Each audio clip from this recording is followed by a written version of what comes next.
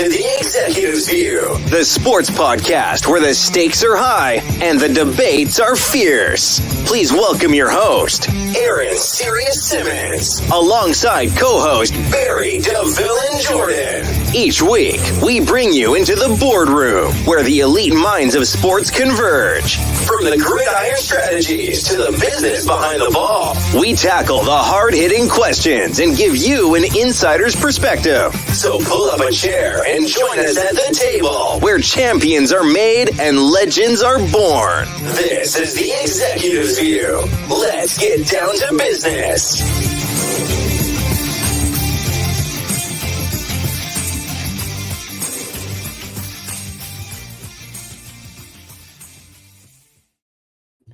Welcome, ladies and gentlemen, to the Executive View, the view from on top. I'm your host, Aaron Sirius Simmons, and you could be anywhere in the world on a Thursday night, but you're here with us, and I do appreciate that.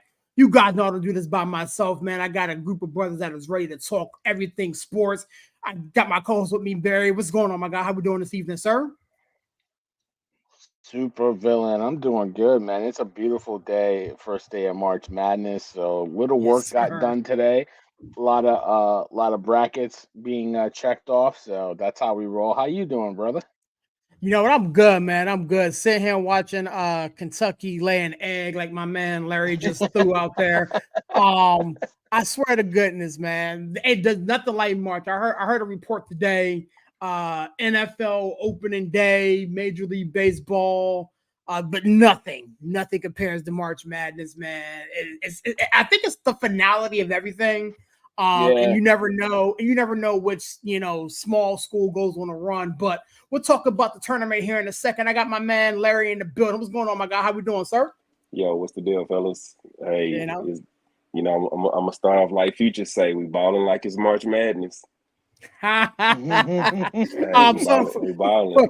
from now on, we're not going to have any future talk, future conversation on this network. I am a supporter of my new quarterback, and we cannot be promoting Future here at the Executive View. I appreciate your cooperation through this endeavor.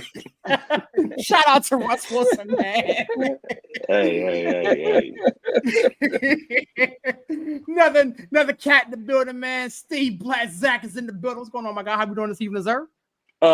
Sorry for my tardiness. I had to get my setup set because like over my phone here, so like that I'm watching this kid from Oakland just put on a show. Just put on a show. So I had to get my setup straight so I could keep my eye on that and also come in the boardroom meeting. So guys, I'm glad to be here tonight. Man, it's a pleasure to have you guys in the building, man. Believe me, we're going to talk about the tournament here in a minute, but I wanted to kind of set the stage. Baseball is here, right? And right on the cusp of opening day, we got a situation coming out of Los Angeles. Ohtani's translator got caught with his hand in the cookie jar, so to speak. And I wanted to let you all have an opportunity to kind of sound off about it.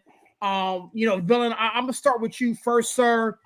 Tell me how you feel, my man. This is I don't say it's an unreal situation, but a translator getting caught like this with his hand in the cookie jar, like, talk to me, man. How you feel?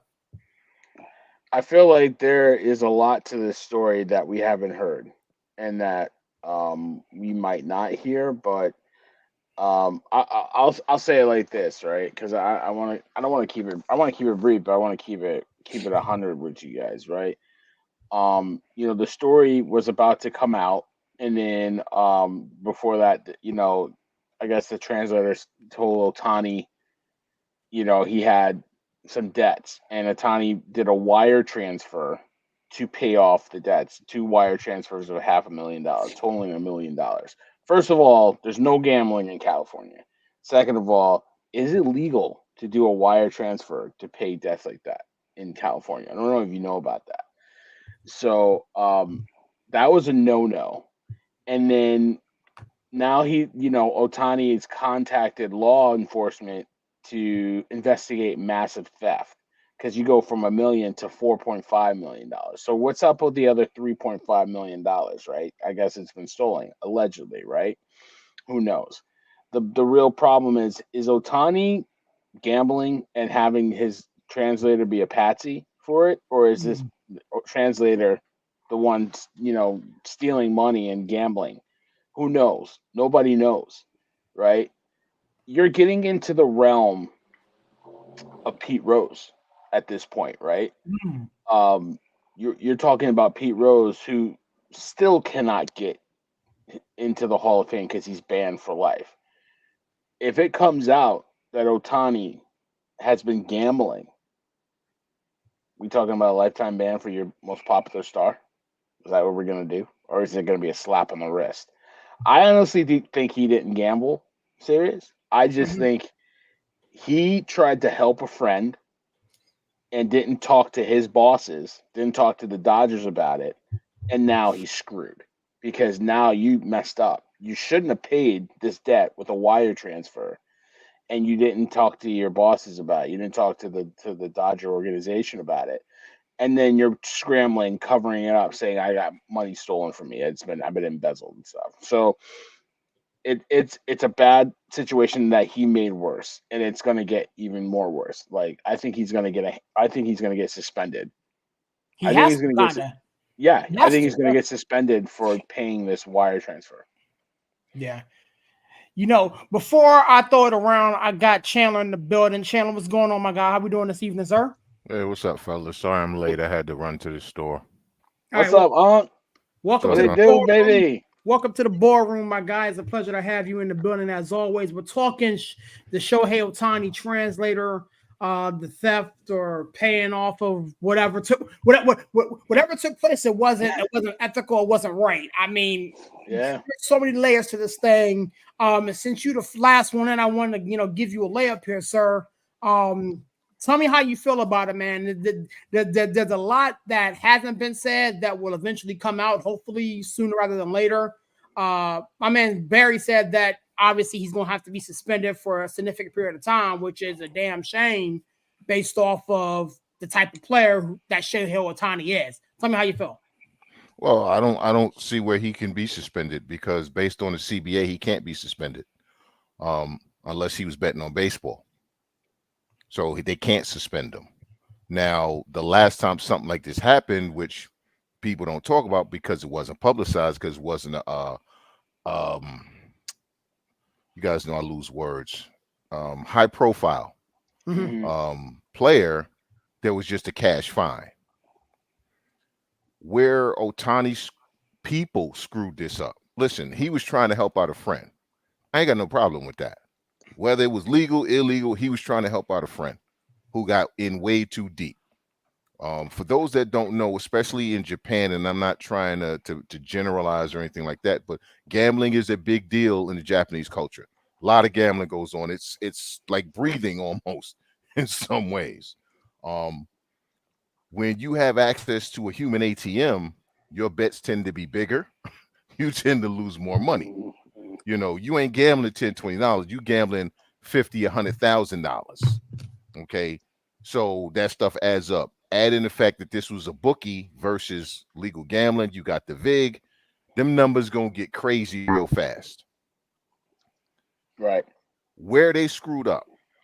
Now, keep in mind, an hour before they said he's a thief, they had this man do a 90-minute interview. This is the translator. A 90-minute interview where he fell on the sword and said, it's all me. Shohei didn't do anything wrong. He was just trying to help out a friend. He's this great guy, and I'm sorry I got him mixed up in this. Then the lawyers got involved. The lawyers got involved. The story was going to come out. Exactly.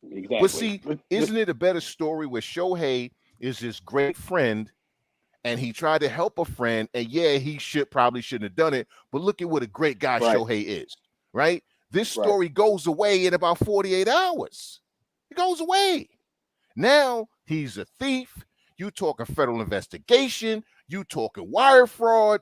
Now let's say that Shohei had been making some bets, and let's say this guy got in so deep, he said, Shohei, man, I got to make a bet on baseball. I got to try to get this money back, man. These guys, they're going to kill my wife, whatever it is, right? Because, again, we're talking illegal bookmaking, all right? Then people don't play when it comes to their dollars, right? And if they know you got access to somebody, listen, We need some inside info. Now Shohei screwed. Because you think my man going down alone? You think he going down alone? Because you just threw me under the bus, bro. I'm dragging you with me. This is where they screwed up. Had they stuck with the first story, which honestly I wouldn't have believed, but it was more palatable and it would have made it go away. Shohei Ohtani comes off looking like a hero, right? He comes off looking like a naive, great guy. Right. Now he looks like a gullible fool, and who's going to believe that he's a gullible fool? So at the end of the day, Barry may wind up being right, where it's going to come out that something else happened. And that's when, under Rule 21, there's a lifetime ban. Yeah. Go by association, and then it kind of loops them into the whole wash. You know, Steve, man, I'm gonna throw it at you, my guy. You know what I'm saying? You're not one of mixed words, and I don't expect you to do that much here, especially as it pertains to, you know, Mr. Ohtani. But what say you about this whole thing? You've heard from Chandler, you heard from Barry. Tell me how you feel, my guy. So again, it's like, you know, what I believe is this, you know, my guy, like Chandler said, like, you got access to all that money.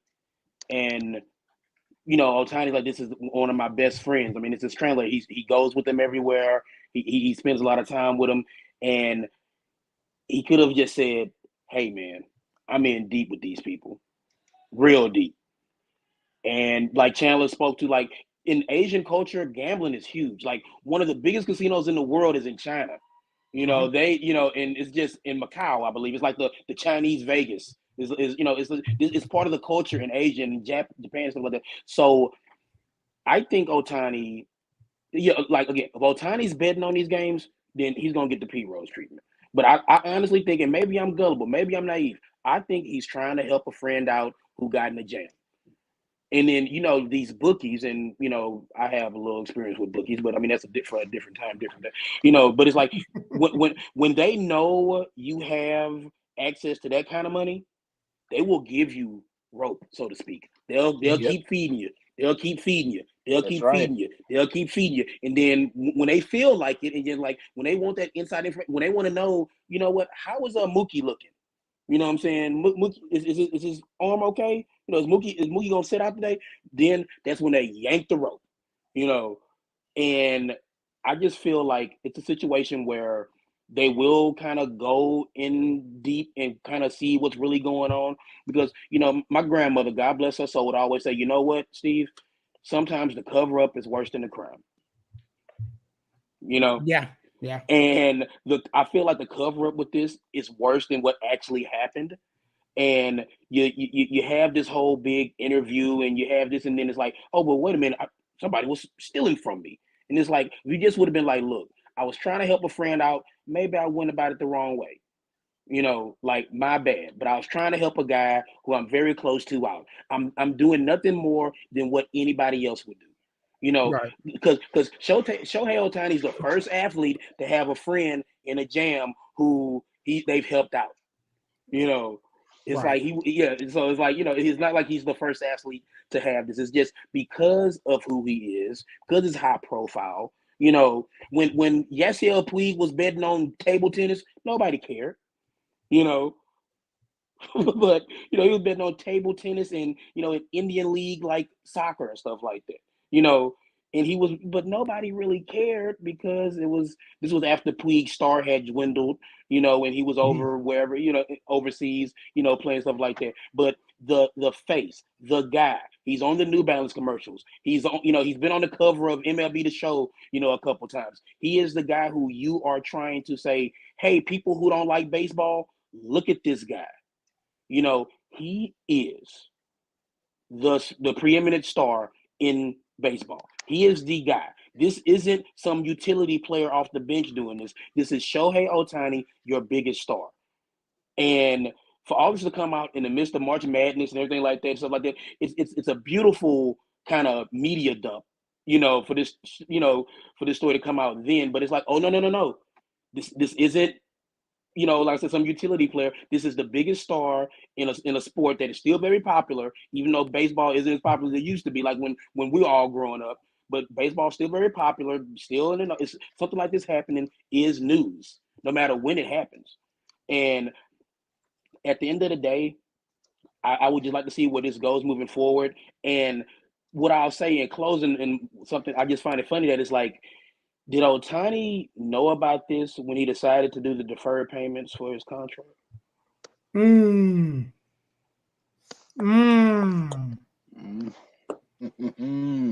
Yo, talk about it, Steve.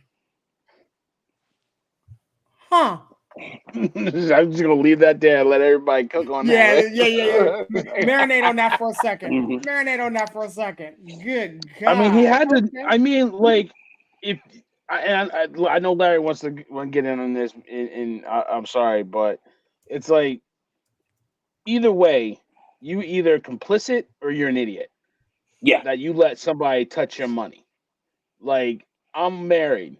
I've been married for over 8 years.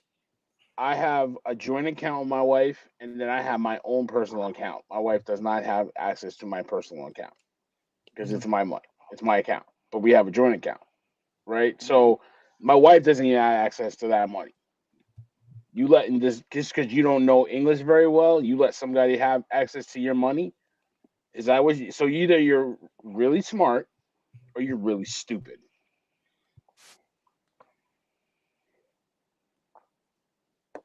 Yeah. Wow. That's insane. Larry, talk to me, man. Oh, man, y'all don't even want to know where I'm going to go with this.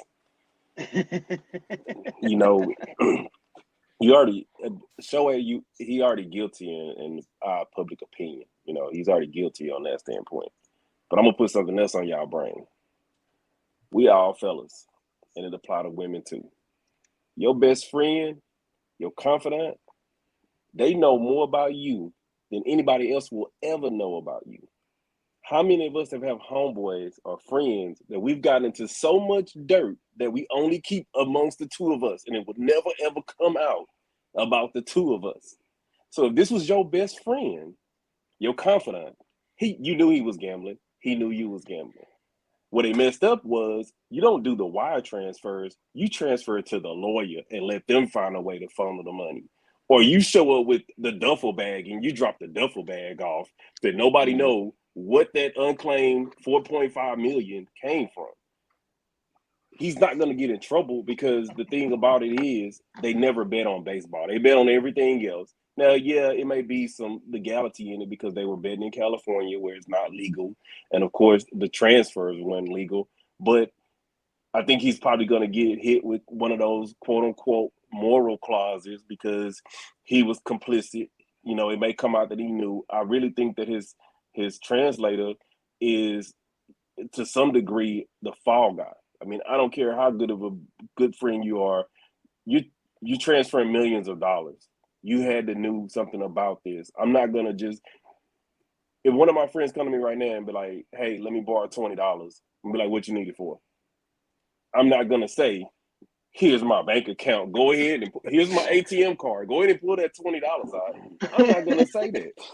You know, I mean, you know, and I hate to even go there. You know, if it's a large sum of money, we really going to be like, what do you need it for? Mm-hmm. You know, we're not going to just complicitly say, here you go.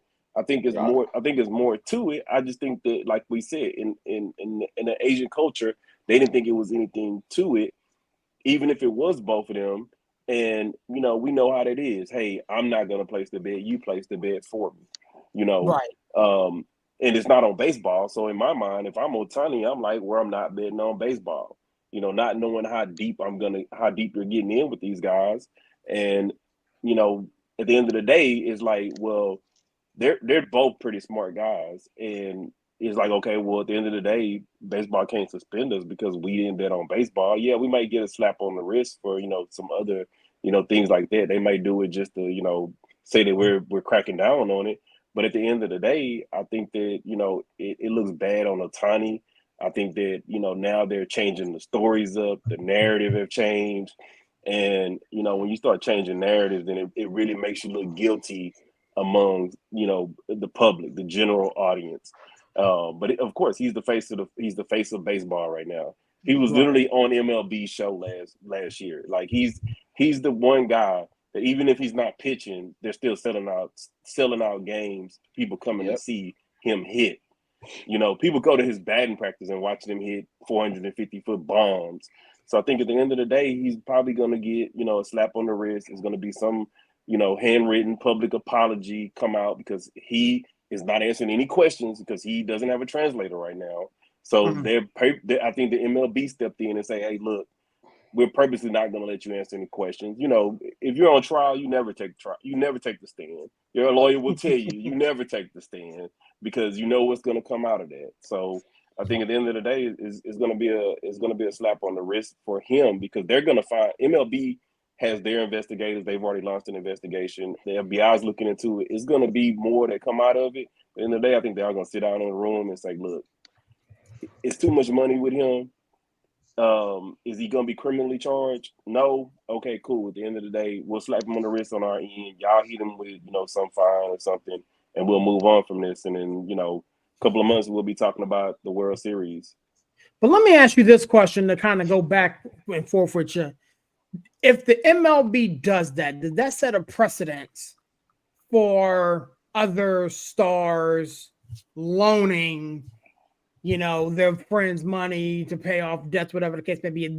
That sounds like a very, very slippery slope. Mm-hmm. It is. It's always going to be a slippery slope. But even the thing with like Kevin Ridley was having other people make bets for him. Like, That's right. And he took the suspension, and he knew, like you said, he knew it was wrong. And he's back in the game. It's going to come down to one of the things where they're going to have to start policing gambling more. And you need to have in your CBA, I can't bet at all. I can't have other people place bets for me, or I can't bet on my sport. Like even this morning I was watching ESPN and it came out. I knew about the Pete Rose betting. I never really got, too in depth into it. But Pete Rose is literally suspended for he violated the rule of betting on baseball, but he betted on his team to win every game. Yeah. And you still suspended this guy. So I hate to say it, if I'm putting money up on my team to win, I'm not throwing games. I get it. They're trying to, keep the integrity of the game. You can still affect the outcome, LG. Yeah, I get that. That's the problem. Even if you're betting on your team to win, you know what I mean? You're still affecting the outcome of the game, and you have an unfair advantage because maybe you know something about the other team that the insiders don't know. Yeah, and I get that. Well, and you know what it is? Gambling is so fresh, right, Chandler, that because it's legalized in some states but not in all, like you're right, guys. Like you need to police this, and basically it's a zero tolerance. You cannot bet on any sports. That's what you need. Like, I'm sorry. Like, when you sign a contract, you're making millions of dollars. You need to forfeit the right to gamble. I wouldn't go that far. But you can't. I absolutely would because it's a conflict of interest. But you can't. But now you get into people's civil liberties and their rights. That and you got guys playing card games in the locker rooms and in the clubhouses, right? And they're gambling, dice games and all of that. And the thing with Pete Rose, real quick, is he could have destroyed people. He literally he hurt some guys' careers because he left pitchers in too long trying to win games, stuff like that. And now after the fact, when you go back and look at some of the pitchers whose careers were shortened for pitching for him, now you see why he left that dude in 3 extra innings when he didn't have it that day because he was trying to win. But it's kind of what you said. If they had just stuck with the first story, right? See, now you got the FBI involved. See, the baseball's investigators, if they don't change the story, baseball investigates, they do a BS investigation, they slap them with a fine, everybody moves on. Now you got the federal government involved. And trust me, the FBI don't want the interpreter. Okay? You know how the FBI get down. We want the big fish. Because they weren't even investigating Ohtani, they were investigating the bookie. Okay? And his they were name investigating the bookie. And they weren't even going to touch him. But then, like I said, the lawyers got to be smart. Oh, no. Let's say he stole the money. He left the paper trail. Yeah, but it doesn't matter. What I'm saying, though, is what they were probably going to do. If he doesn't say that the guy stole the money, You come out with the statement, I was trying to help a friend. Okay. Mm-hmm. The FBI says, okay, you were trying to help a friend. Maybe you're stupid. You're from another country. We'll give you a break on that. And just tell us what you did. Right? Everybody's happy. Okay. Because you don't think MLB has people that they can lean on with the FBI and say, listen, get this guy a break. Once you say there's theft of $4.5 million, okay, dude, okay, somebody got to go to jail now. Someone has to go to jail. Okay. Mm-hmm. Now you took the investigation away from Major League Baseball. They have no control over it. And again, this is where we're going to see how good a friend this interpreter is to Ohtani. We're going to see how good a friend he is. Because listen, I love all of y'all. I'm not going to prison for you, bro. No. I will hide the body for you. I will drop a body for you. I ain't going to prison for you. Hey, like Bernie Mac let me drop this. Let me drop this for you, Chandler. So they were investigating the bookie, and the wire is what brought him back to Ohtani. What's $4 million to Ohtani? If he got his accountants, his people that's working cooking his books, he could have said, "Hey, look, I need y'all to make this $4 million." He had originally signed for $100 and something million with the Angels. What's $4 million? Hey, make this $4 million. Show up. It's charity. It's something, and they would have never known that money came from Ohtani. That's where the initial mistake came in. You do not leave that paper trail, and that's where he messed up at. But see, the fact that you got to have a paper trail and you got to cover it up and say it is why you don't need to be gambling. Like I'm telling you, I understand it's your civil right to gamble, but it's a zero tolerance in the NFL. Like you're not allowed to gamble. That's a fact, right? And I look at it like this: it's not a zero tolerance. You're not allowed to gamble in the NFL. You're not allowed to gamble on premises, and you're not allowed to gamble on the games. But you can gamble if your state is legal during the off season. If Calvin Ridley wants to gamble on the NCAA tournament, he can do that. Right. Yeah. Okay. But to me, I feel like it needs to be a zero tolerance, and I because I feel like you can't have it both ways. You can't say, "Oh, well, you can't gamble, but you can gamble on this." Like I honestly feel like it's a zero. It needs to be zero tolerance, and I understand it's everybody's right to gamble. I gamble from every now and then. I just showed you guys I lost my future bet, but like I look at it like this: when I go to an employer and they hire me for a job, when I sign a contract, I have a no compete clause with certain companies in my sector that I can't go to after X amount of time. It's my right to go work for them if I want to, but when I sign the contract, I have to adhere to that zero, that no compete. You know what I'm saying? Or I can't steal clients. You know what I mean? Like that's just the rule. So I feel like they just need, because this is not going to stop. It's going to keep happening, and more stories are going to come up. And now it happens to be the biggest star in MLB. You know what I mean? Like first is Calvin Ridley, now you got Ohtani. So you just got to stop it before it gets worse. That's how I feel. And I agree with what you're saying, but you got to remember that these dudes, they play under a CBA that gets negotiated every couple of years. Yep. And just like you said, you sign that agreement. This is something that's going to become a hot button topic, and they may or may not be willing to sign that agreement. And you got to remember, you're dealing with baseball. I hate to say it, and I'm going to just put it out there like that. Baseball union is the most powerful sports union. They literally do not have a cap. A cap.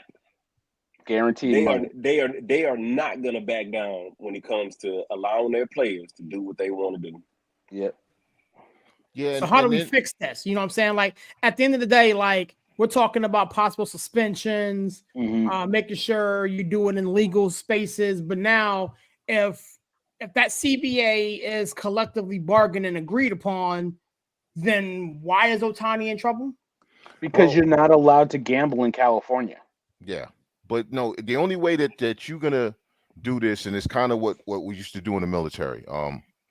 You take your best guy, best person, and you drop a fucking hammer on him.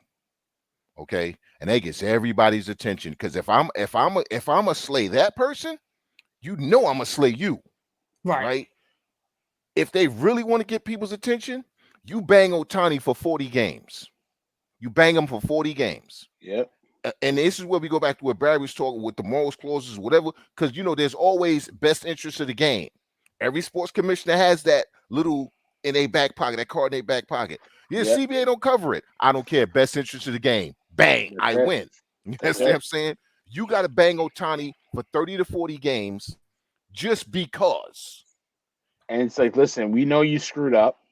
You screwed up and you made it worse. We got to make an example out of you. You got to pay this time. And you got to do it. You got to do it for the game. That's it. That's what it's going to be. And the union has to go along with it, because if you really want to protect your players as a union and you really want guys to not lose their careers, because Ohtani ain't the only guy gambling. Let's be honest. We know he's not the only one, right? So let's get everybody's attention right now. If they come for him, dude, he's going to keep his job. You won't have one. That's the only answer. You want to keep that 700 million bones? Yeah. Take this 30 names. Yeah, rest. He's gonna have to jump on the sword for the guys like this. I mean, again, I think the biggest thing is it's not legal in California. If Rafael Devers wants to go to one of the many casinos in Massachusetts and get down, I mean, there's nothing illegal about that, because it's on the books. I mean, pardon the bad pun, but it's on the books. Gambling, you can gamble in Massachusetts. If you can do that. If Bryce Harper wants to go to a Philadelphia area casino and he can do that. It's legal in PA. Thank God that it's legal. Thank God. The state that I live in. But if Max Scherzer wants to go and gamble, it's not legal in Texas. And it's not legal in a bunch of other states either. So it's just, again, challenge is something that I was going to bring up. Is the commissioner can always say what's best for the game. This is a bad look for the game. Our best player getting caught up in a gambling, money laundering, whatever wire transfer scheme. This is bad for the game. Here, go sit down for 2 weeks or a month or whatever like that. We'll hit you back, and then this whole thing will blow over. Is whatever, but for what's best for the game, the optics of the game, because we're trying to get more eyes on the game, and this is a bad look. We talked about the big brawl with LSU and South Carolina a couple of weeks ago. It's that's a bad look, but we can move on from that. This isn't going to kill baseball, but it's not a good look. So we got to do something to at least give the appearance of, hey, we handled it. So it's Ja Morant. Ja Morant. Yeah. There you go. Yep. Hey, if you want to go there, we all remember Dennis Rodman. Dennis Rodman literally went to Vegas to gamble right in the middle of the NBA Finals, and they were perfectly fine with it. As long as he would bet on the finals, they were perfectly. And he didn't hurt anybody. He had nobody. That's what I'm saying. He didn't hurt the game. And they went on to win the championship. And everybody knew Dennis went to go blow off steam, and he went and gamble. And it was literally known that he went and gambled. So it's like I said, I think at the end of the day, Ohtani, he's going to get hit with that moral clause. Because at the end of the day, baseball, their main concern is the integrity of the game. And if they can come out and they can say it did not hurt the integrity of the game, then they're going to be fine with it. Because you look at it, and I know we want to move on. Are you good? Go work. This weekend, this not weekend, but these last 2 days, right? Chandler, we're talking about it. It was a big showcase for the Dodgers and Padres in Korea. Korea is a country that, is starting to fuel and pump in some major league players, but they're a long way from where Japan is, right? As far as building their infrastructure from the ground up with the youth programs and all that to get baseball to be bigger in Korea. So this is a big, and you got Shohei, the biggest star in the league, or from the Orient, going over there, and it's mired by this crap. And it's so funny when they talk about the guys in the locker room when they said, there's a story about to come out about gambling. It's yeah, so what's the problem? Well, it's about Ohtani. Oh, you know what I mean? Yeah. So, so this is you gotta nip that. Yeah, if it's Joe Kelly getting down, they're get Kelly out of here. I can't believe he do that. The integrity of the game. Trevor Bauer. Yeah. Trevor Bauer, like it's just like if it's somebody else on the Dodgers, let Mookie if Mookie had a gambling problem, we wouldn't even hear. It's like, well, he likes to blow off a little steam. It's like if Mookie Betts was out here betting on bowling, you know what I'm saying? That man loves to bowl, and he's betting, $100 a frame or whatever like that, or $1,000 a frame, or whatever like that. Then it would be the same thing. It's like no, it's like hey, but it's one of those things where it's like, when you are that guy in that position, you will get a little leeway. He will get it, and I mean, we won't be talking about this, or we'll talk about this kind of jokingly. We're like, man, remember that old Tiny gambling stuff? As he hit another one to space. You know what I'm saying? Right. Like, man, it's like all he got to do. It reminds me, and real quick, it reminds me of there's an old episode of The Simpsons where Bart thought it was like Mark McGuire comes and is like, "Hey guys, do y'all really want to know why Major League Baseball has been spying on you, or do you want me to hit some dingers?" And everybody's like, "Dingers!" And that's what it is. It's like once old Tiny, this will blow over. It'll be fine. And it'll be one of the things where we'll just mention kind of in passing. Yeah. Hey, man. Steve, I'll go even further. When you talking about like Mark McGuire, we all heard the stories. Michael Jordan going out betting 50, 100,000 on golf, and we didn't care. We like, hey, he just scored 70 points last night. Nobody cared. Nobody cared. All we remember is Jordan having the glasses. Did he hit the final shot? Jordan, who was known to slip down to Atlantic City in between games with the Knicks Right. and stuff like that series. So let's not. Yeah. Game So it's three, like, I mean, game two and game three. That's right. That's why he really couldn't say nothing to Dennis Rodman, because he was like, you know what I'm saying? Yeah, there we go. Michael Jordan, Dennis Rodman. Come on now. But that's why they should have right. But that's why they should have stuck with the first story. That's why they should have stuck with the first story. Yeah, because nobody would have gave a damn. That's right. And that's a good way to bring this all together. It's again, like my grandmother said, the cover up is worse than the crime. Yeah. I ain't gonna say stick with the first story. They should have never left the paper trail. Don't leave the cookies out. You see the breadcrumbs, man. You see the breadcrumbs. Don't leave the breadcrumbs. Don't leave no breadcrumbs. Don't leave no cookie crumbs out. Ladies and gentlemen, we got lost. Kentucky's going to Kentucky. Kentucky's going to Kentucky. Right down the street from where I'm sitting right now, fellas. I was like, I looked at these games in this pub and was like, ugh. You know what I'm saying? Like, I was gonna go, and now I'm like, could have seen a little history down in PPG. But so Kentucky fans have been kind of putting together a little like, we want Calipari fired. What do you call it? Like not a GoFundMe, but like a petition. Whatever. Petition, a petition. Yeah, a petition, right? So now he loses. I gotta say this. For a guy that's only won one national championship, he's the most overrated college coach I think I've ever seen in my life. And he's built some damn good programs at UMass, Kentucky, what have you, but Memphis. This guy don't get it done, man. This guy don't get it done. That's okay. That's okay. Listen, I'll take him to St. John's right now. Okay? I was about to say Patino. We just put Patino a couple weeks ago. But see, he had that press conference. I mean, I don't know about this guy, man. Listen, he talked about my players have made over $4 billion and they get second contracts, bro. Listen, this is Kentucky. They don't care about you sending guys to the pros. No. Kentucky, they want championships. So I honestly think he might get fired. And if they do, I really hope my school sends Rick Pitino packing, because I'll take getting to the NCAA tournament and losing versus never getting to the NCAA tournament. Now, I wouldn't say he's overrated, because I think he's a really good coach. I think he's one of the top coaches. I'd put him on top 10 list all-time coaches. I'll put him on the top 10. If you want championships, now that's another conversation. But I mean, he's got as many as Dan Hurley. Yeah, but when it comes to building a program and having sustainable success, his teams are going to win games. They're going to be in contention for the division, the conference championship every year, and they're going to make the NCAA tournament, which means your school is going to be better at recruiting and make money. Yeah, but recruiting freshmen that leave after a year, that's done, right? That's not how you win in college basketball, right? It's the transfer portal now and the money. And Kentucky they got the boosters. They should be able to get them. But you're telling me, look at the kids that he's run through that program.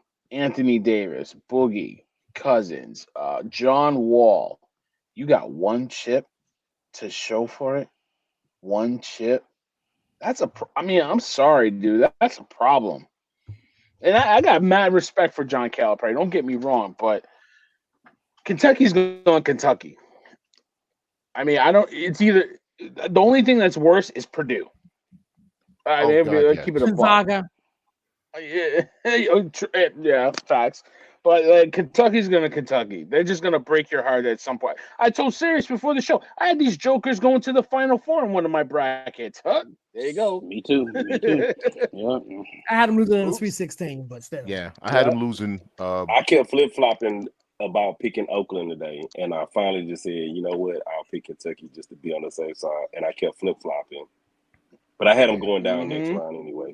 Yeah, I did. I had them going down either next round or the round after, I think. So they weren't going to they weren't going to win a championship. No. But it's crazy. I because... will say this, fellas, since we talk about Kentucky, Calipari. Yeah. I've never been a big Calipari fan, but what I will say is, and I'm gonna put this on y'all brain, right? And I'm gonna veer off a little bit. I'm gonna veer off a little bit, right? So, and I think I mentioned it before in our group chat. Have you guys noticed that since NILs came around, Calipari, he don't recruit every last top 5 player coming out of high school anymore.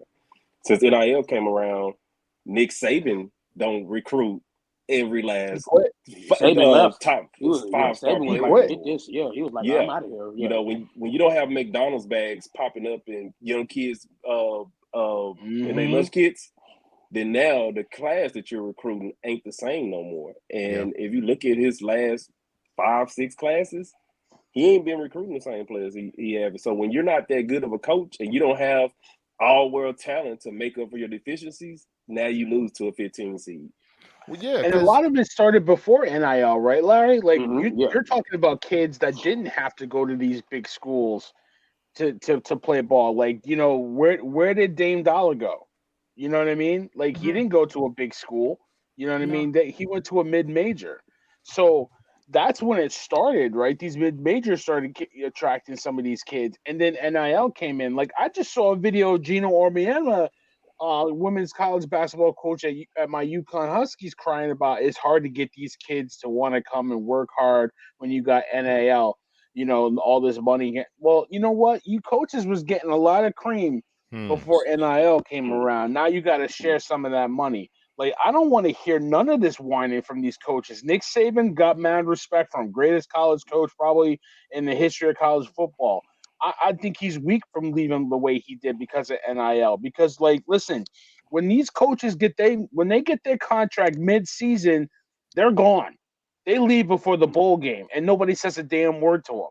Now the shoe's on the other foot. These kids, they get their money before the bowl, they gone. They in the transfer portal. Where am I getting my money? These kids, before they get there, how much you paying me? Like, so what? That's the business now. That you should have been paying. NIL is out of control, but these kids should have been getting paid for years, and you didn't do anything about it. You didn't want to pay them. You wanted to hold on to the money. Now NIL is here. It's out of control. You can't control it. You had your opportunity to pay these kids and control the system, give them a stipend. Now that's gone. Deal with it. I don't feel bad for you. Deal with it. And like I said, I look at it from that standpoint. Hey, hold on one second, Larry. Hold on one second. Go ahead. Hold on one second, Larry. Go ahead, Chandler. I was gonna say the transfer portal kind of leveled the playing field. NIL blew it up. NIL blew it up. Because and all they have to do is create a position for these coaches. Basically, you get a general manager. But if the only thing his job is NIL money, then if the only thing that changes NIL money, then why can't you recruit like you've been recruiting? Because you must have been paying them before NIL. So now it's an equal playing field, and now you can't recruit that talent like you was before. Well, yeah, that and the fact that people don't realize a lot of these mid-majors. We all was 18, 19 at some point. Would you want to go to Alabama, or would you rather go to Miami? Unless you're getting paid, which one are you gonna go to? I'm going to Miami, dog. I'm going to Miami. It's not even Miami. It's was the Bowling Greens. Literally every 5-star up until Nick Saban went to Alabama. Just like with Kentucky, these kids wasn't going to Kentucky before Calipari got there. Oh, listen, Kentucky had good players for years, but the thing is, a lot of these what they call mid-majors, 5-star class. Okay, but a lot of these not that, but they had Jamal Mashburns and stuff. They were a program. Yeah, but he were a program. Antoine Walker went there, I think. Yeah, but when Calipari went there, they literally you would see in the top like 20 players, you would see Patino coached there, right? Yeah, Patino coached there before. So I mean, like Samaki, Walker, and all those guys, they had a program before that. Yeah, a lot of these mid-majors have deep pocket donors. I'm saying that the level of recruits went up when he got there. Yeah, but a lot of these mid-majors have deep pocket donors that people don't know about because they're mid-majors, so they can compete with this NIL. And now that just because the only thing has changed, two things that have changed in college sports, period, is NIL and the transfer portal.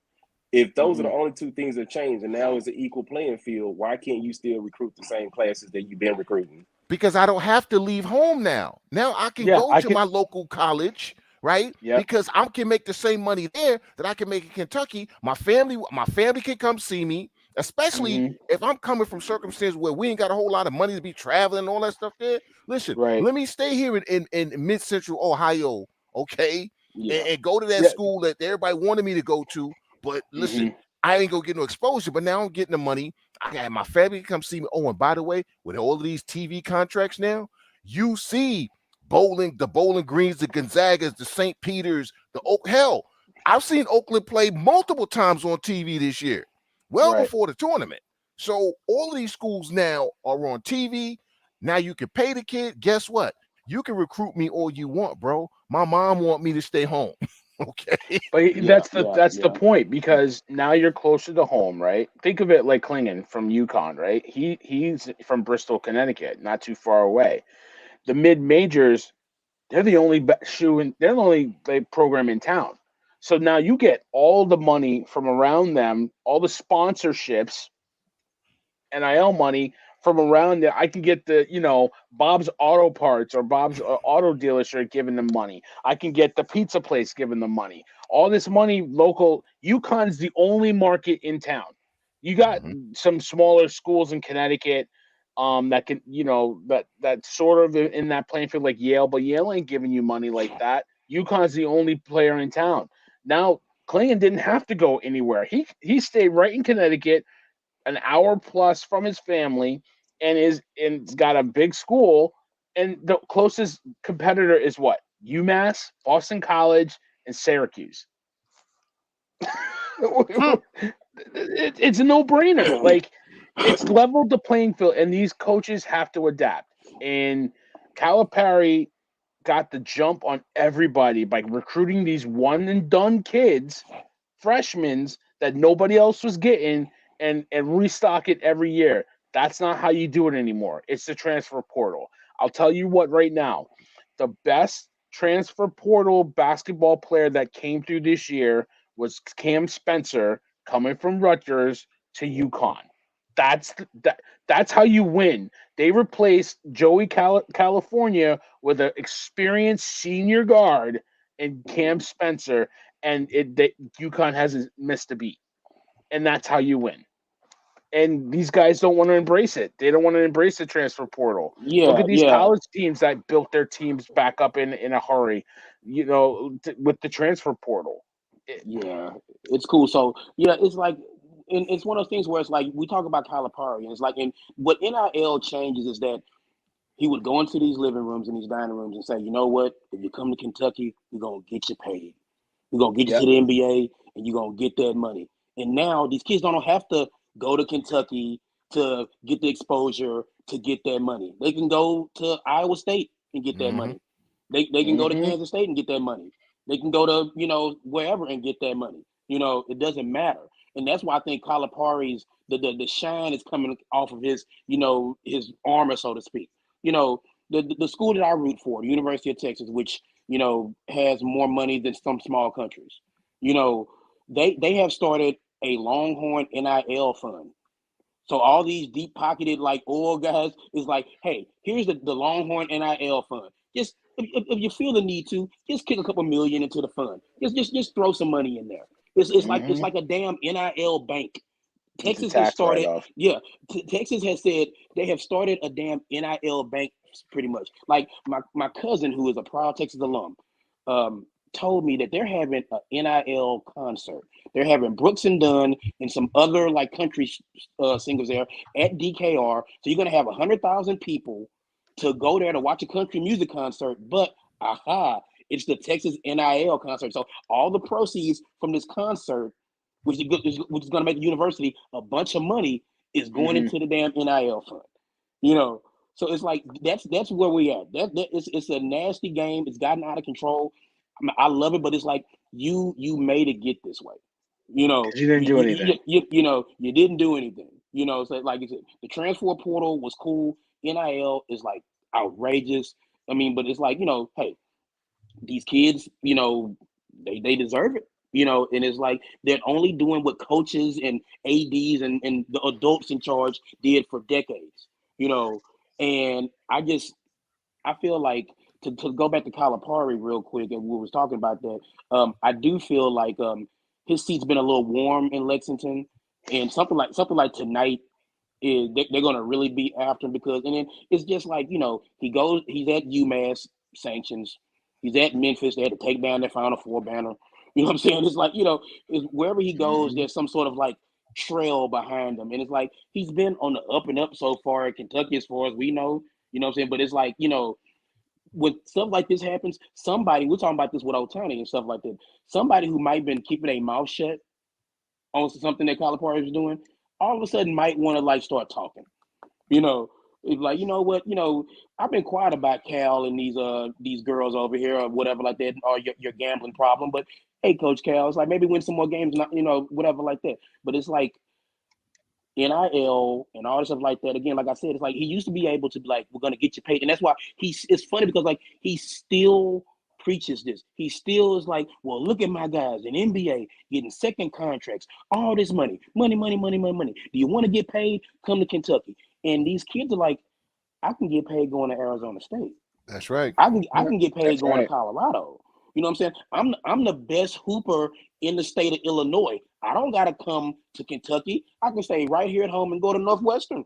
I'm smart too. You know what I'm saying? You know what I'm saying? It's like I don't do this. Like I'm the best hooper in Milwaukee. You know what? I can go to Marquette.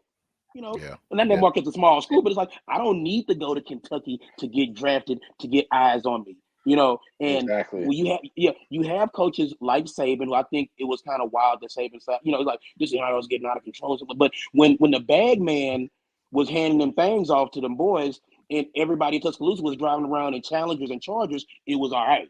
But now that Texas, Ohio State, Miami, everybody else can, you know, don't have to do all that. All of a sudden, it's like, oh well, the game is what happened to the game I love. You know, and it's like the game I love. What happened to the money I love, right? You know, I'm telling you, it's like that. That's Dave Chappelle when he married Oprah and he had all that money with the crown. He's like, you know, that was the NCAA. They was holding on to that money. They didn't want to share it. Now you got to share some of that money.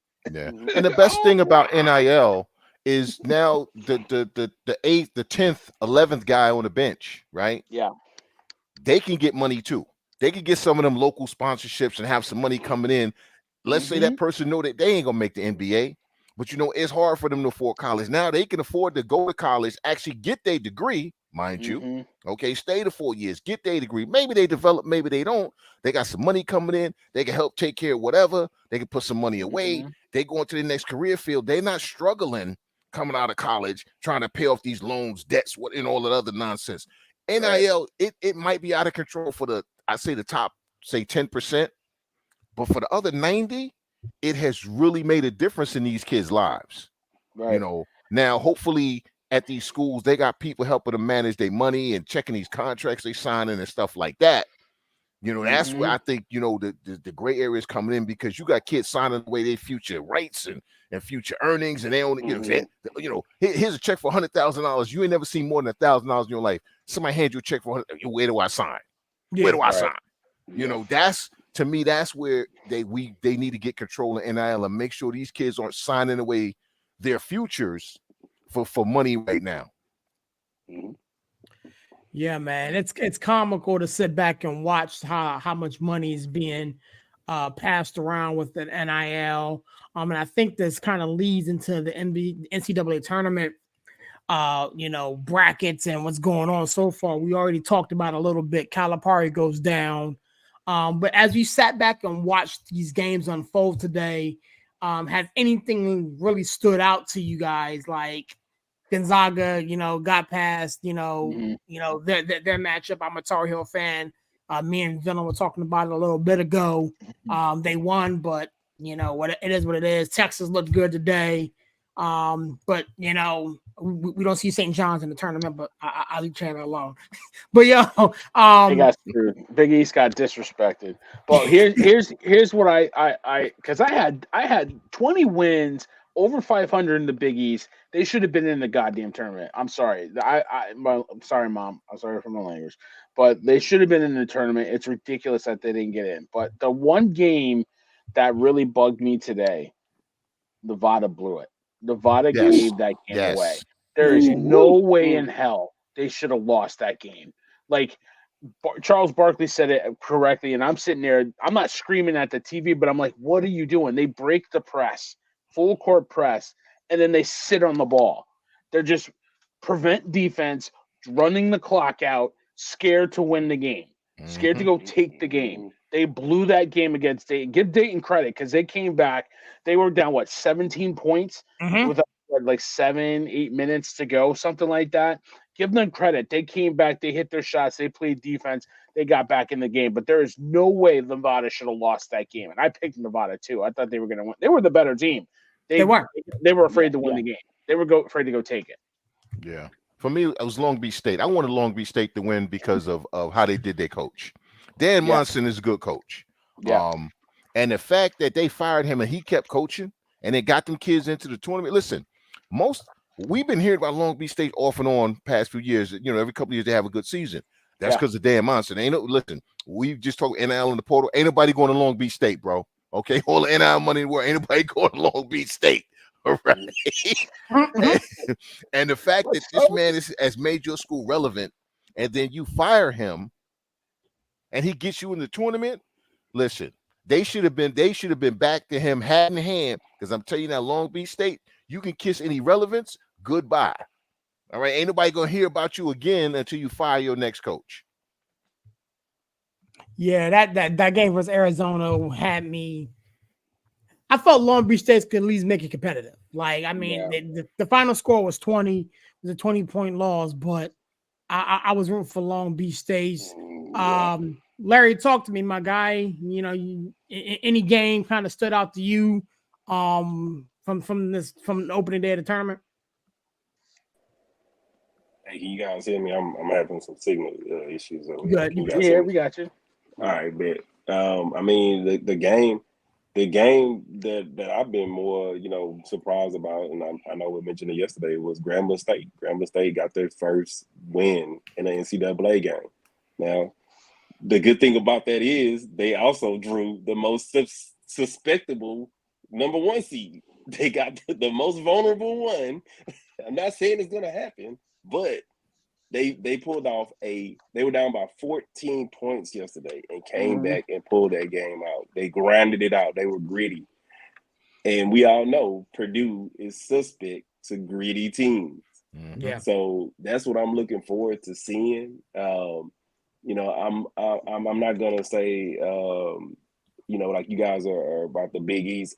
I'm a Duke fan, so ACC is always going to get precedent. So of course they put some ACC teams in. I'm not going to say that ugly word VU. Not going to say that because they definitely laid an egg. But I think that they did give a little bit more love to the ACC than the Big East this year. But I also think that they gave a little love to some of these other conferences that their teams had pretty good seasons, even though they didn't win their tournament. Right now I'm really not saying I'm being ACC biased, but I want to see what NC State's going to do. They've been on a hell of a roll. They've been on a heater. Yeah, I'm a Duke fan, and we beat them on a last-second McClain three-pointer. And ever since that Duke loss, they have literally been on a heater. So I want to see what they're gonna do in the tournament. And of course, I'm like Steve. I got to give my U of H guys some love. I'm hoping they make it at least to the Final Four. I definitely would love if they pulled it all off. But yeah, I'm just looking to see what's the next big upset, because we know it's one coming. I think there's more than one coming, man. And I think, honestly, If your bracket ain't trash by now, then something ain't right. You're psychic or something. Yeah. My bracket's already gone. My bracket's pretty good, but let me tell you, I'm gonna tell you right now. Kelvin Sampson, Rick Barnes, we already saw Calipari go out, and Bruce Pearl. All of their teams are going to lay eggs when they shouldn't, because tell me the last big game that any of those coaches won that they were supposed to win. Yeah, talk to me about Rick Barnes, Chandler.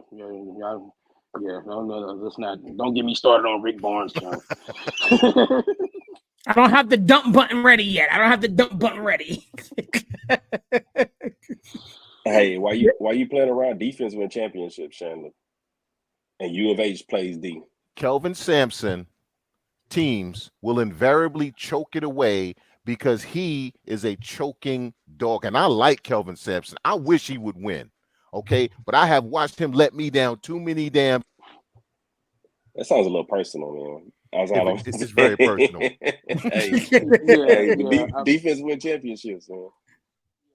I'll jump in here real quick, guys. I mean, like I was talking about, about 15 minutes from where I'm sitting right now. Let's give it up for Duquesne. A10, stand up. You know what I'm saying? Coach, unbeknownst to us, his wife's battling cancer once again, F cancer in every way, shape, and form. I'm leaving. So I love that for Duquesne. Oregon looked really good today. Mm-hmm. A team that I like out of the Pac-12, or what's left of the Pac-12. I really, once again, Tom Izzo knows how to get his team ready for March. It bothers me so much. It's just like it irks me so much. Not just the fact that it ruined my parlay, which that's a different story for a different day. But it's like, Tom Izzo knows how to be like, okay, well then, and again, we're talking about St. John's and Seton Hall and Pitt and teams, and you let a team like Virginia in. A lot of people was like Michigan State, whatever, shouldn't have been in the tournament. Yeah, shouldn't have been in the tournament. Like they stole a spot from somebody. And then they go Pittsburgh out there should have been in. Pitt should have been in. Yeah. So then they go out there and then do what they did to a Mississippi State team that I actually really liked. You know what I'm saying? And again, like I said, it's infuriating, it's frustrating.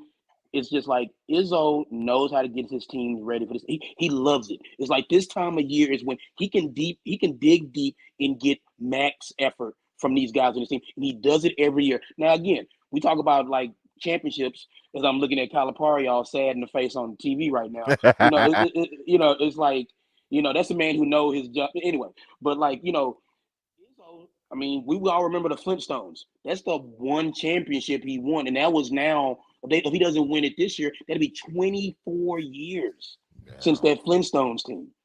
But Izzo's a nice guy. We like Izzo. You know what I'm saying? He quote unquote does things the right way or whatever like that, But it's like, once again, like I said, just infuriated by Coach Izzo because, damn it, I should have known better.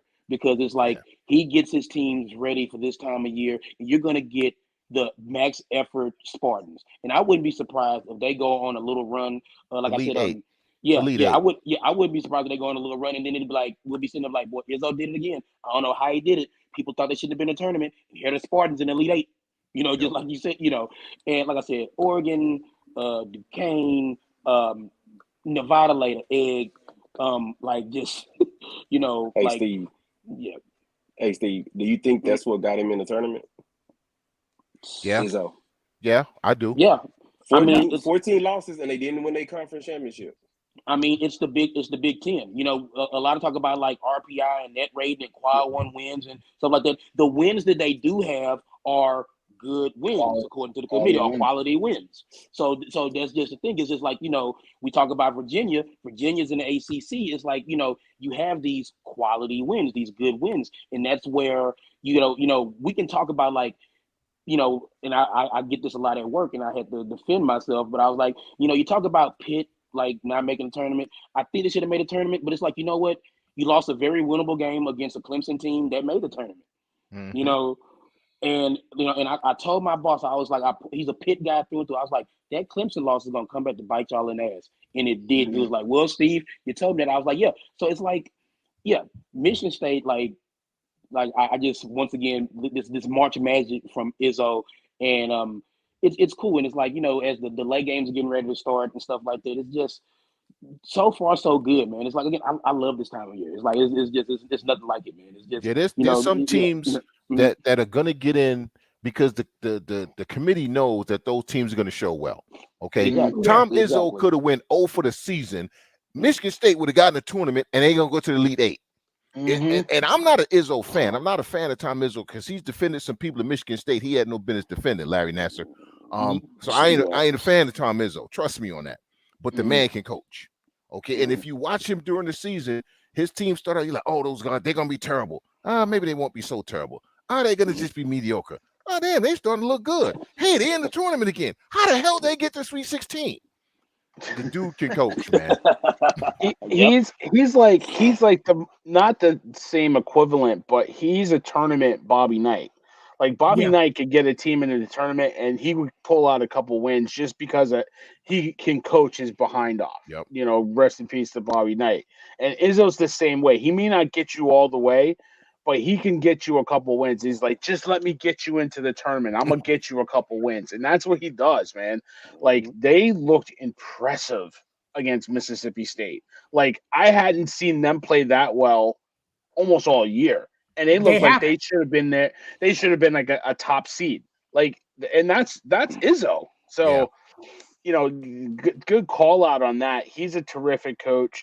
Good call on the Duquesnes. I picked them to win. I felt like it, and I think you had said it last week, Zach, like matchups matter, right? It's matchups. And Duquesne was just too fast and too quick for BYU. And BYU shoots all these threes, and Duquesne just defended the 3-point line, and BYU could not adjust. They couldn't figure out another way to score. And the Dukes just took them out. And shout out to, I don't think they've been to the tournament since 77. And I think they hadn't won a game since I think it was the 60s or something like that. Yeah, like 68, 69 or something like that. Yeah, something like that. Yeah. So shout out to the Dukes, Duquesne, man. I picked them to win. I felt like you when you said matchups matter, and I was just like thinking about it when I was filling out my bracket, I was like, I feel like this is it. This is one of those upsets I had to pencil in, and I did it. Thank God. So yeah, it's the tournament. It's these teams that you don't really match up against. You don't see very often. These mid majors come out of nowhere, and they can match up with these teams. And you see it with Oakland. You see it with Duquesne. You saw it with Oregon's on a mid major, but they were a bad matchup. They were a bad matchup, and they got up. Yeah, we're gonna find out just how good Zach Edey is because. It's going to come down to him. It's going to come down to him. Listen, if he can't get to the second weekend and he's a player of the year and he very possibly could be a 2-time player of the year, I got problems with you. I'm sorry. Like, I got major question marks about you because there is no reason why you shouldn't be playing the second weekend in this tournament, and you're supposed to be one of the best, if not the best, college player in the country. We're gonna find out because you can shut the rest of that team down. So it's gonna come down to Zach. And listen, them Grambling kids now, they don't have the height, but they got some athletes there, and they gonna bang with him. They gonna push him around. The thing about him that I've noticed is when you really lean on him, he tends to give ground. Yeah. Right. Mm-hmm.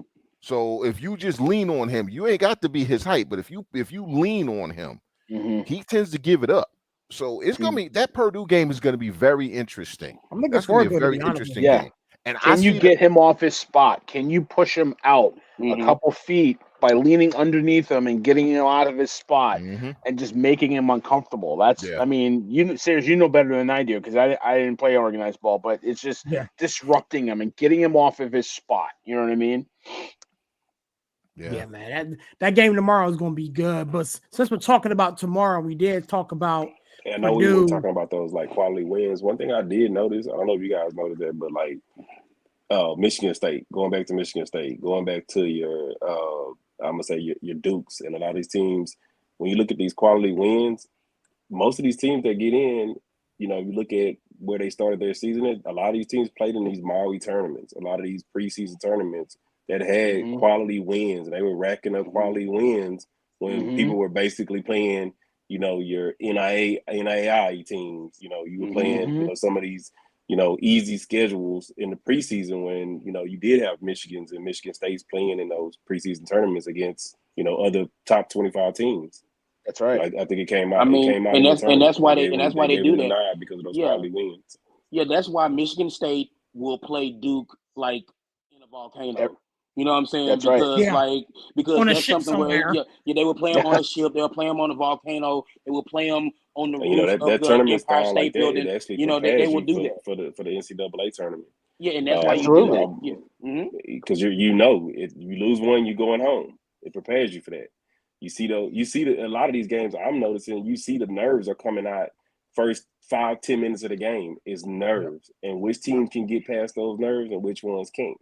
You know, you see these games where dudes are literally they can't even hold a dribble because they're nervous. You know, they're losing dribbles, they're shooting bad shots, out of position for rebounds. You know, you see it, and where they're coming into play. It's coming into play, you know, because you see these upsets. Like I said, I'm like you guys. I want to see Grambling and see if Grambling can pull off the 116 again. I think Samford, because I think Bill Self is a choking dog. I can see Samford. Now I picked Kansas, but I can see Samford beating. I can see Kansas losing tonight. Well, they centers hurt. They lost. I can't remember his name, but they lost like one of their best players. Their center, he's out. So I didn't see them going that far anyway. Bill Self was I mean, and I look at Kansas. They're in trouble because they're hurt, right? They got a couple of their players hurt. They, you know, I feel like eventually, if their kids aren't healthy, then they're going to be in a lot of trouble. But I want to double click on what you said, Larry, because I totally agree with you. Michigan, say what we want about Izzo, say what we want about his program. He ducks no one. He will play you in the beginning of the season, and he will put you on his schedule. Like win or lose, like a loss is a loss, but it prepares them for the tournament to get to that point. And I give him a lot of credit for that, right?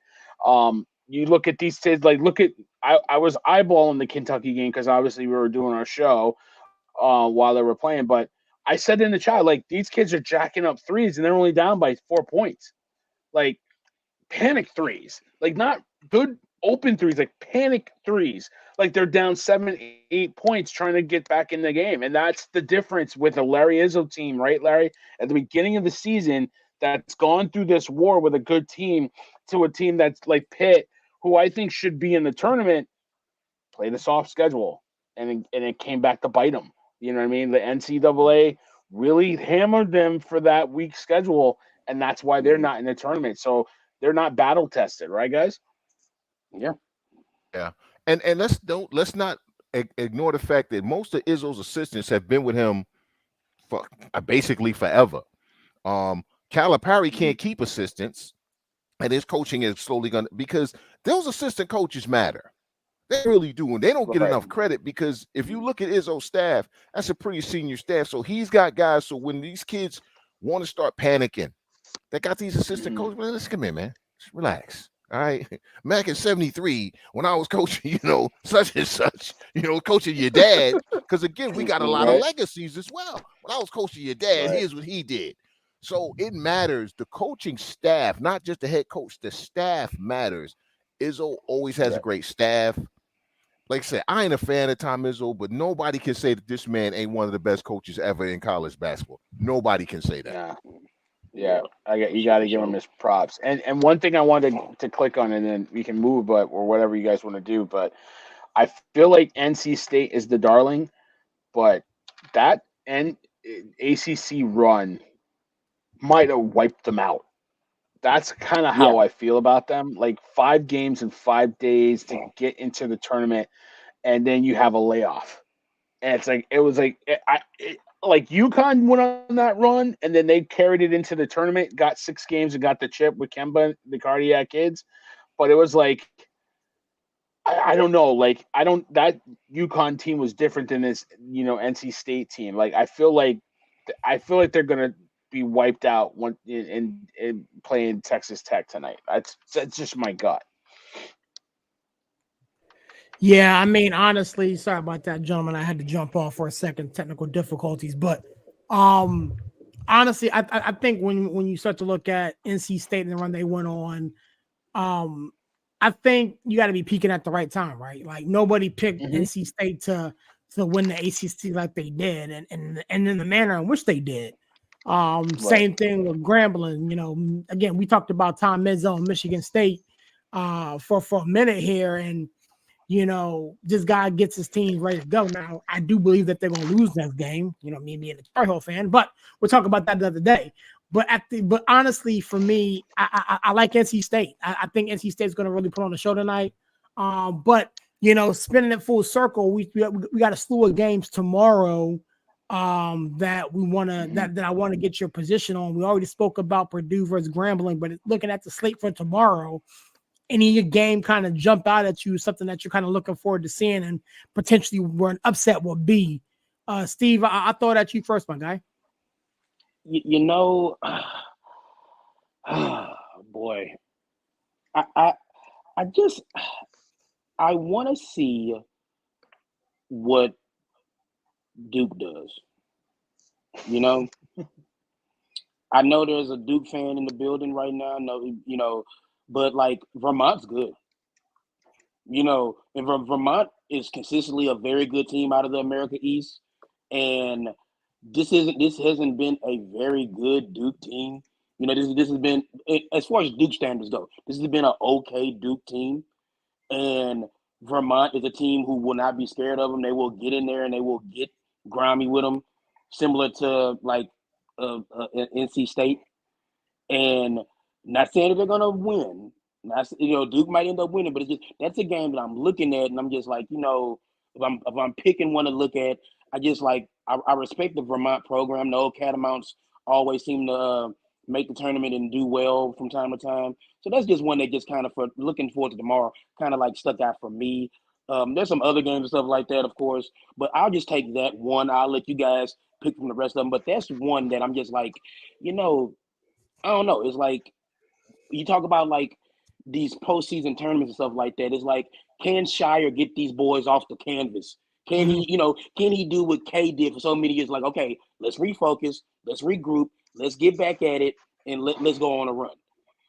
And with this year's Duke team, I'm not so sure, but like I'm just interested to see how they respond and how this game goes tomorrow. They might beat Vermont by 37 points. Who knows? But I'm just interested to see how this plays out. I think honestly, go ahead, talk to me. No, I mean the game that I'm intrigued with is the 6-11 matchup with Clemson and New Mexico. New Mexico is going to win this game. They're favored by 2.5. They are going to win this game. They are a good team. I have them going at least to the Sweet 16. I think they got, obviously they got Obi Toppin's younger brother, but they got some horses. They can run. Clemson, I don't know about them. You know what I mean? Like I'm a little suspect. In the ACC, man. I ain't with that ACC. Clemson's all right, but they ain't real. He's all right, but he's not real. I like Colorado tomorrow against Florida. I think Colorado's going to get that win. I felt like if they won that play-in game, I felt like they were going to go to the next weekend, because I think that Florida. When I watched them against Kentucky one day, I just like, nah, they're not it. They're not it. Like, I just did not like what I saw from them. So I like that game. But obviously, I'm rooting for my Huskies, the defending national champion. UConn Huskies. Ooh. So it's gonna be fun, man. I love this time of year, man. I can't say nothing.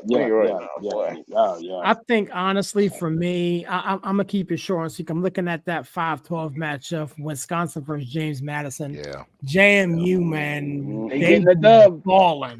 They're getting the dub. And so I actually picked JMU to win that game tomorrow. Absolutely. Don't forget West Kentucky Marquette. That's another good one. Interesting. Another good one. I got Marquette going deep. If Marquette gets past that game, they should be all right. Yeah, but Marquette has lost some winnable games this year. Some games they should have won, they have choked. They have lost, man. They got some bad losses. I mean, they lost to UConn 3 times. I just think UConn was just a better team, and they had. I think they're getting their kid back that was hurt, so he should be right. He had the oblique injury or the core injury, or whatever. So he should be back. But I think that's an interesting game too. I agree with Chandler. Yep. Well, gentlemen, before we get out of here, you didn't ask LJ what he like. Yeah, that's the homie. He's a Duke fan. I know where he's going with this. You don't want to know. You don't want to know. Talk to me, man. Wait, so LJ, seriously, how do you feel about your Dukies? How do you feel about Duke right now? Because they always break it. They always break my heart. I feel like Shire was not the right hire. Because if you look at the Duke teams, Duke have the talent. It's the X's and O's is where they keep coming up short. Mm-hmm. They're out of position. They're playing around defense. They aren't matching up correctly. You know, he's calling the timeout when he should have called it 5 minutes ago when his team went on a 20-0 run. And I'm kind of scared tomorrow. I'm like you guys. We're either going to probably blow them out by 30 or we might lose by 10 because Duke has been up and down all year long. Losing games that they shouldn't lose, winning some games that they probably shouldn't have won. Like I said, we literally beat NC State. That was NC State's last loss was to Duke on the last second 3-pointer by McClain. So I'm kind of a little worried, you know, when it comes to the Dukies because they're not the same team, and I expected some type of drop off from Coach K. Regardless of anybody's opinion, my opinion is Coach K is the best men's basketball NCAA coach ever. That's just me. You know, when you knock off the running Rebels, you've earned that right, in my opinion. Hey, and if we all remember those running Rebels was the truth. And if you knock off the running Rebels, yeah, that was a good team. Yeah, that was a good team. A hell of a good team. And like I said, you see it because they just don't play like how they were under Coach K. So I'm a little bit worried about that. I do like the New Mexico team. You know, they've been on a heater too. I like them to upset Clemson. Of course, you know, I'm hoping Grambling can pull this off. You know, Edey. The one thing I've seen about Edey is he's not as physical as you think him to be. And especially when you run a lot of bodies at him, he really starts to disappear. So I want to see what's going to happen with the Grambling State. You know, my heart is saying I hope they win. My head is saying they might get blown out. You never know. You know, I'm definitely going to tune into that U of H game. I'm not going to go along with what these skepticals say about the name. I can't mention the name on this show, but I'm not gonna go about that, but I'm hoping that they go ahead and knock off Longwood. But yeah, I'm like you guys. I want to see, you know, what's gonna transpire tomorrow. What's gonna have my head saying, "Oh my God, I did not see that coming," because the last I'm gonna say 4 or 5 brackets, it's always been that one win that you say, "Oh my God, I did not see that happening." We never thought we would see a 16 seed beat a 1 seed. We've all lived to see that. You know, the 15 seed, up until, 4 years ago, a 15 seed had never won an NCAA game. When we saw that, we was like, oh my God, a 15 seed won a game. Now we're like, oh my God, a 16 seed won a game. Yeah. Now, if Grambling pulls this off, we're going to be like, oh my God, a 16 play-in team has beat a 1 seed. So I want to see what's the next game that we're going to sit back and say, oh, my God, we had no clue of seeing that happening. You know, and I hate to throw it out there, but if Western Kentucky beats Marquette tomorrow, I'm going to be like, what in the hell happened? I can't have that. Yeah, I'm literally going to be like, what the hell? I can't have that because the Big East got disrespected. If that happens, then everybody justifies what happened to the Big East. So I don't like that. Well, I mean, after UConn loses tomorrow, they're gonna say that anyway. But it's nothing. Yeah, I mean, in all seriousness, so childish. I'm not being. In all seriousness, if you think about it, if UConn goes down tomorrow, UConn has See, been stop on a putting that heater energy defending out there, champions. guys. Stop doing that, y'all. It's Stop not the doing that. energy. Bad vibes, It's not the man. energy. Bad vibes. It's No bad vibes. No bad it's not energy. the energy. It's saying it, dude. Like real talk. Like, Don't dude, speak it into existence. Don't I'm do not that. speaking into existence. All I'm saying is, for the past, I want to say 4 or 5 tournaments, we've all saw at least one shocker that we did not see coming out of nowhere. That ain't happening at UConn, baby. Now, see, you gonna have Barry up all night, no sleep till Brooklyn, man. I know. I'll be turning over my bed. God damn that, Larry! You son of a bitch. We're gonna have Steve saying, "Should I put that $5 bet?" When Steve hit the message, he's like, "Yo, my parlay's in. My parlay's in." Yeah, he's like, wake up and it's parlay. Say less. What's the line on Stetson? Yeah, right. $5 and I win $3 million. Yeah, right. Yeah. I mean, what is the line? Who knows what it is, 26 and a half. 20. I'm laying it. No, good God. Well, anyway, gentlemen, but with that being said, I wanted to get some NFL, but the time got away from us, so I'm gonna let you guys go here. But I definitely wanted to thank you guys for coming out, kicking it with us tonight here in the boardroom. I wanted to give you guys an opportunity to give a plug and a closeout as we shut it down, man. Larry, talk to me, my guy. Give me a plug and a closeout as we shut it down tonight. Hey, I just want to say, man, I want to be shocked and surprised come tomorrow. It's March Madness. I'll put it out there again. Hey, feature. It's the theme. It's the theme until April. We're balling like March Madness. And get off my screen with that that artist stuff. We don't rep him anymore. We do not rep him anymore. Shout out to Russ Wilson. Thanks for coming by. And I will throw this out there since Chandler, we talked about the whole Russ Wilson. The Steelers can cut him mid-season and not lose a penny. Wow. I'm gonna put that on your brain. He about to be in an MVP conversation. That's all I'm about to say. You heard it here first. All right, boy. All right, Larry. Chandler, man, thanks for coming by, kicking with us, my dude. You know what to do, man. Give us a plug in the close up. Shut it down, my guy. Yeah, it was a lot of fun tonight talking basketball. Though John Thompson is the greatest men's basketball coach ever. As always, I'll try to leave something for vets. There's a organization called Pets for Patriots. Mm-hmm. It's a nonprofit. They do a lot of help with vets getting you motion support animals, service animals. They will pay half of the adoption fees. A lot of times they'll pay 3/4 of the adoption fees or all of the adoption fees to get you the animal that you want. They don't just get you the animal. They will do extended care, I guess you call it, after the fact. I ran into some things a few years ago and they were paying for the dog's food, auto shipping from Chewy. And y'all know how, if you got an animal, you know how much dog food costs.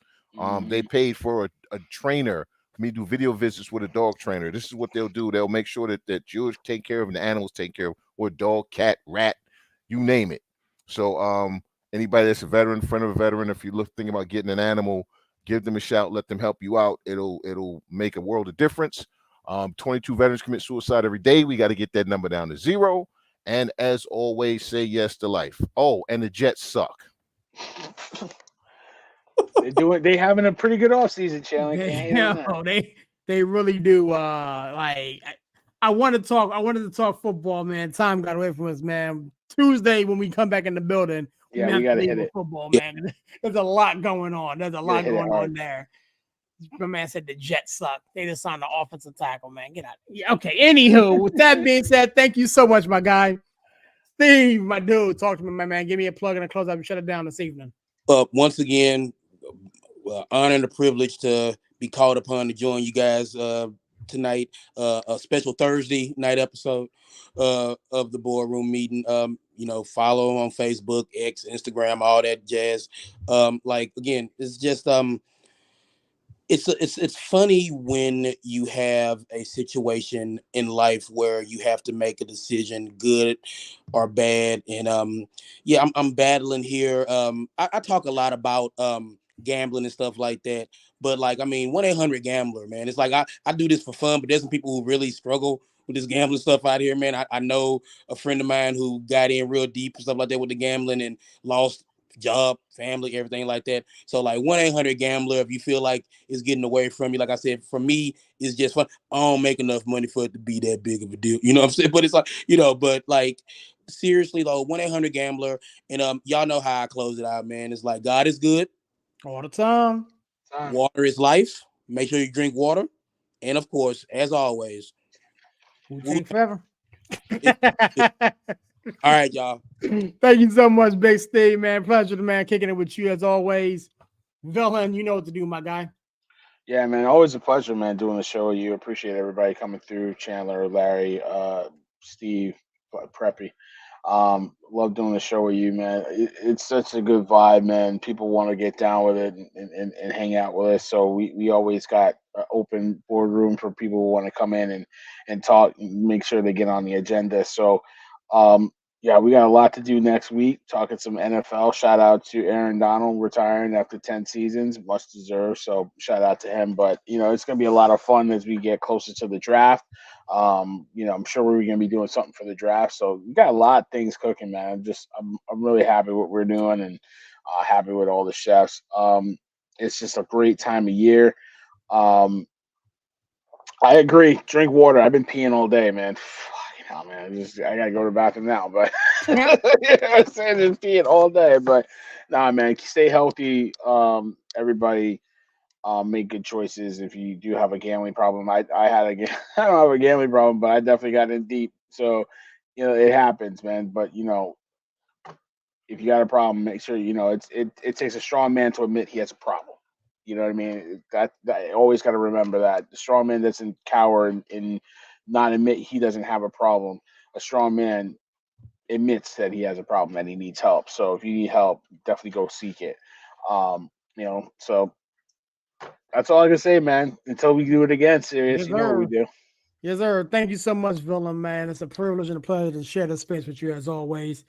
Man, it's your boy Sirius repping that 412 and the 703, man. It's such a privilege and a pleasure to be able to do this on a weekly basis, man. Shout out to everybody who's been rocking with us, supporting us, going on the Facebook and YouTube and got some oldies but goodies, knocking at the door to get in the boardroom. So I'm looking forward to bringing some oldies but goodies back to the building. But you know what? Chandler always talks about, veterans and we've been talking about gambling a lot.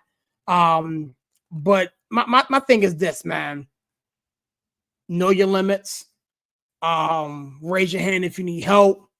Whether it's military PTSD, whether it's gambling, whether it's any type of addiction, there are numbers and resources that are available to help you. I don't dive into personal business so much on this particular platform, but what I do for a living affords me the opportunity to impact the lives of others, and I'm open to resources. So again, if you don't even know where to start, pick up a phone, shoot me a message, give me a call, and I will get you the information that you need.